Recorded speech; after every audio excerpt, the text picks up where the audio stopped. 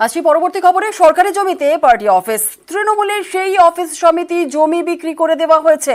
বিধাননগরের সুকান্তনগরে চাঞ্চল্যকর অভিযোগ।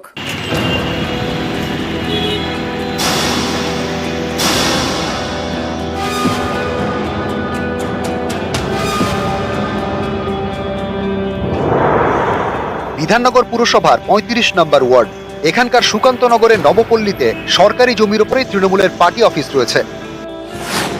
অভিযোগ, পার্টি অফিস সমেত এই জমি প্রমোটারকে বিক্রি করে দেওয়া হয়েছে। কার্তিক মাকাল, সুজিত মোদক সহ বেশ কয়েকজন স্থানীয় তৃণমূল কর্মীর বিরুদ্ধে জমি বেচে দেওয়ার অভিযোগ।